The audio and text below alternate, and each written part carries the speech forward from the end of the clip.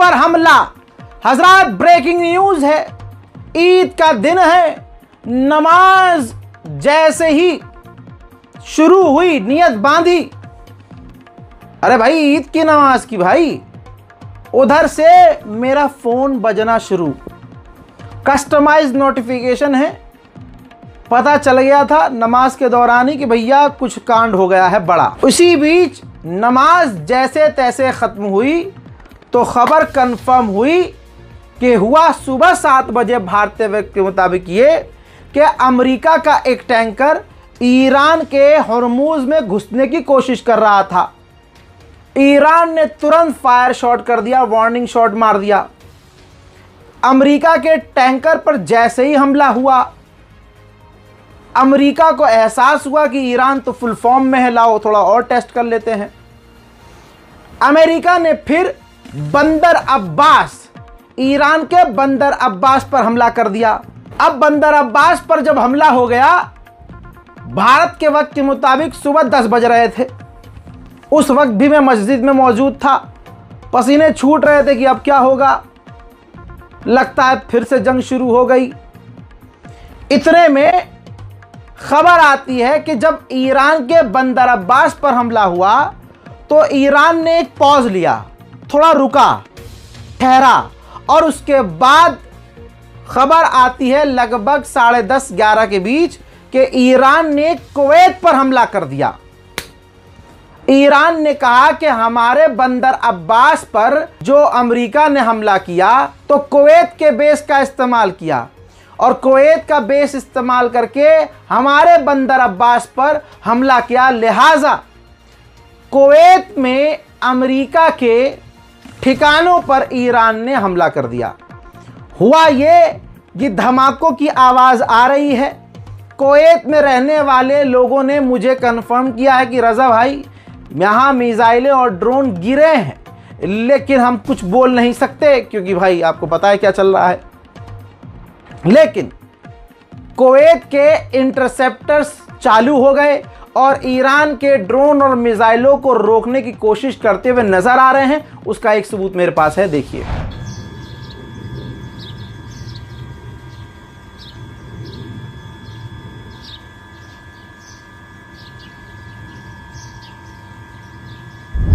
जैसे ही ईरान पर अमेरिका ने अटैक किया, जैसे ही बवाल, ये तनाव हुआ, पूरी दुनिया में तेल के दाम 4% बढ़ गए, क्रूड ऑयल के दाम 4% बढ़ गए। वहीं ईरान ने स्ट्रेट ऑफ हॉर्मुज को चलाने के लिए पर्शियन गल्फ अथॉरिटी नाम से एक ग्रुप बनाया है, अमेरिका ने उस पर पाबंदी लगा दी। तो यानी अमेरिका वो तमाम काम कर रहा है जिससे दोबारा जंग शुरू हो जाए, और मेरा यह कहना है कि इसमें नेतन्याहू का ही हाथ है। वहीं ईरान ने भी एक वीडियो जारी करके दिखाया है कि हमने अमेरिका के क्रूज मिसाइल को मार गिराया है, रोक दिया है, इंटरसेप्ट किया है।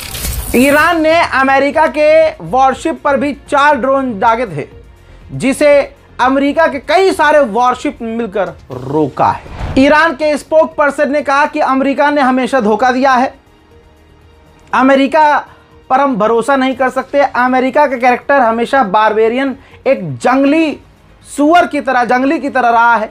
वो हमेशा से लड़ता आया है, वो जबान की जबान नहीं जानता, वो हथियार और ताकत की जबान जानता है। पहले के बयान, पहले के अपडेट में मैंने आपको बताया था कि डोनाल्ड ट्रंप ने कहा है कि हमें तेल की ज़रूरत नहीं है, तो ट्यूनीशिया में ईरान के एम्बेसी ने मज़े ले लिए।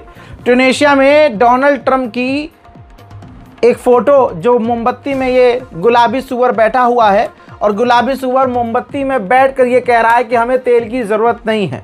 ट्यूनीशिया में ईरान की एम्बेसी ने ये मज़े लिए हैं। ब्रेकिंग न्यूज़ ये भी है कि हिजबुल्लाह के हमले में इजराइल की एक महिला सैनिक कुर्बान हो गई है। हजरात, इसके अलावा लेबनान पर इजराइल ने बड़े हमले किए हैं बकरा ईद के अवसर भी, देखिए।